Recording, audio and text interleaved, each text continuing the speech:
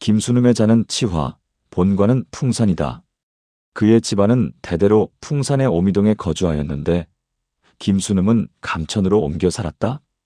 김순음은 키가 작았고 잘난 얼굴도 아니었다. 그러나 뜻은 고결하고 행동은 반듯하였으며 학문에 전념하여 문화한 풍모를 지녔다. 내면에는 순수하고 강직하며 지극히 고든 기운을 쌓고 있었고 밖으로는 순우하고 삼가며 겸손한 자세를 유지하였다. 그는 늘 공손하고 겸손한 자세로 마치 아무 능력도 없는 사람처럼 행동하였다. 그렇기 때문에 마을 밖으로 그의 명성이 퍼져나가지 않았다. 간사하고 못된 무리들이 도적놈들을 불러들여 나라의 운명이 위태로워진 뒤로 그는 항상 분개한 마음을 품고 있었다. 그러나 아무것도 할 수 있는 일이 없었다. 때문에 그는 허둥지둥 불안해하고 급급해하며 살려는 생각이 전혀 없는 것 같았다. 이것은 500년 이어온 나라가 망해가는 것을 아파하고 수천 년 동안 계승해온 문교가 땅에 떨어지는 것을 분통하게 여겨서만은 아니었다. 그보다는 중화의 문명이 오랑캐의 문화로 변하는 것을 더욱 가슴 아파했다. 우리나라의 산과 숲, 강과 못이 모두 외놈들에게 넘어갔다는 소식을 들은 김순음은 마침내 동해에 빠져 죽겠다던 노중년과 서산에서 나무를 캐먹다 굶어 죽은 백이 숙제처럼 저리를 지키기로 결심하였다. 그리하여 자신이 죽어 저승에 가면 선성과 선왕과 선대의 어른들에게 고결한 뜻을 지킨 자신의 행위를 알리고자 하였다. 이렇게 결심한 김순음은 음식을 먹지 않고 목숨을 끊으려고 며칠 동안 단식하였다. 그의 며느리는 효부였다. 시아버지의 건강을 염려한 며느리는 묵은 곡식으로 밥을 짓고 도라지 나무를 곁들여 울면서 김순음 앞에 가지고 왔다. 그리고는 밥을 지은 곡식은 우리나라가 외놈들 땅이 되기 전에 수확한 묵은 곡식이고 나물은 외놈들에게 세금을 내지 않은 새로 캔 것입니다. 라고 하였다. 김순음은 며느리의 뜻을 기특하게 여겨 가져온 음식을 조금 맛보았다. 그러나 며느리의 말이 사실이 아니라는 것을 간파하고 음식을 물리쳤다.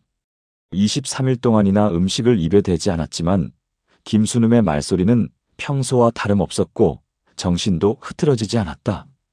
죽음을 앞두고 절명시를 지었다.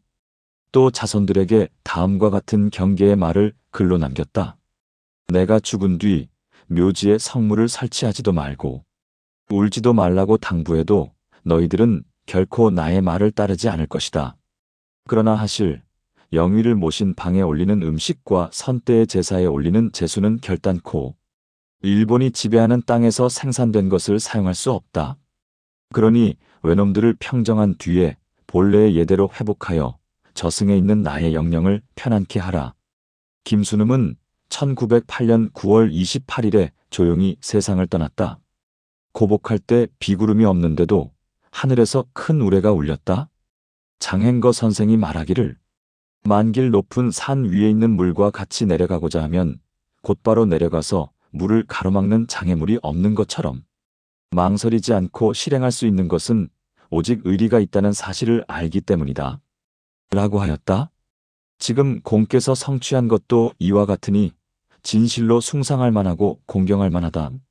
바람과 천둥을 타고 올라 더러운 세상을 버리고 하늘에서 선생의 자취를 따르지 못하는 나 자신을 하나면서 마침내 피를 토하는 심정으로 선생의 말씀을 엮어전을 짓는다. 태사씨는 다음과 같이 평한다. 나라가 크게 어려운 운수를 만나 사람의 윤리와 만물의 법칙이 남김없이 모두 사라질 때 나라의 기둥과 추춧돌 같은 가문 그리고 시와 예를 익힌 집안의 사람들이 음식을 탐하듯 이욕을 탐하고 의리를 마치 두엄처럼 여긴다. 그들은 충과 역의 차이를 구분하지 못하여 기꺼이 오랑캐로 변하고 말았다. 김순음과 같이 충절을 지킨 사람에 대한 이야기를 들으면 저들은 문득 시기하고 미워하여 혹은 부질없는 죽음이라 비웃고 혹은 아무런 이로움도 없는 짓이라 꾸짖는다. 또 어떤 사람은 마지못해 남들이 하기 어려운 일을 하였다고 한다. 이들은 모두 아직 사라지지 않은 양심을 가지고 있어 안으로는 부끄러운 마음이 있으면서도 밖으로 이욕에 눈이 먼 사람들이다.